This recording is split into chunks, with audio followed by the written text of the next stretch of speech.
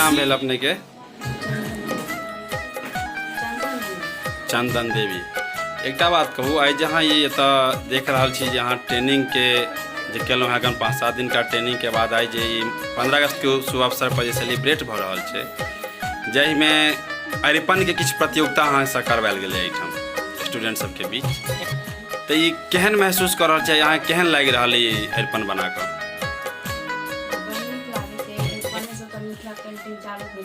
ठीक।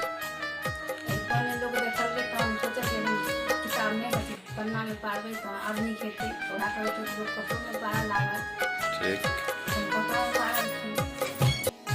अरिपन जैसे अहाँ के जेना आई केलहुँ हैं, जेना हम देख रहा छियै ठाम जे बहुत टाइप के अरिपन बनल अछि।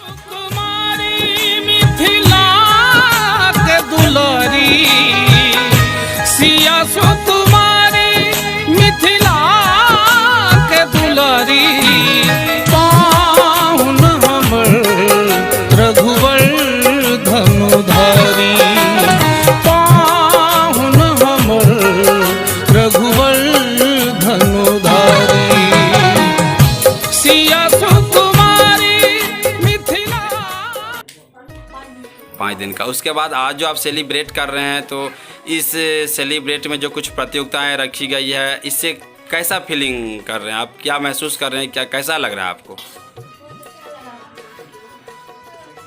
अच्छा, ये जो आपके हाथ में देख रहे हैं कुछ लगा हुआ है, ये क्या है? ये कैसे बनाते हैं इसको? ये चावल को मतलब पानी में भिगोने के बाद उससे फिर से आप जो है सो पीसते हैं उसे? अच्छा, तब ये लिक्विड बनता है, उसी से जो है सो आप ये फिर अरिपन बनाए हुए हैं। ये आप ही का बनाया हुआ अरिपन है? ये क्या है? अरिपन का थीम क्या है ये? अच्छा अच्छा अच्छा। तो जैसे हम देख रहे हैं कि अभी आप इस यंग जनरेशन में अगर आप ये अरिपन बना रहे हैं, लेकिन आपको लगता है कि आपके जितने ग्रुप में भी कुछ लड़कियां, तो कितने परसेंटेज लड़कियां हैं जो अभी ये अरिपन बनाना जानती है? थोड़ा मोड़ा सब जानती है, क्योंकि अपने मिथिलांचल की एक कल्चर है कि हमारे यहाँ जो भी कोई पर्व होता है तो उसमें जो है सो अरिपन अनिवार्य है बनाना, और हर एक पर्व, हर एक त्यौहार में कुछ ना कुछ डिफरेंट टाइप का बनता है। और मधुबनी पेंटिंग से क्या रिलेशन है इस अरिपन का? इसी से जुड़ा है, क्योंकि ये बहुत ही पारंपरिक जो है सो पुराने ज़माने से होता आ रहा है। ये इसी से उभरते उभरते जो है सो लोग ये मधुबनी पेंटिंग पेपर पे ले आए, उसके बाद दीवार पे आया, और अब ये प्रोफेशनल हो चुका है। तो आज का जो ये 15 अगस्त के अवसर पे जो आप लोग जो सेलिब्रेट किए हैं, तो आपको अच्छा लग रहा है इससे? और कोशिश करेंगे अगर आगे इससे भी बहुत बड़े पैमाने पर प्रतियोगिता हो तो क्या आप उसमें भाग लेंगी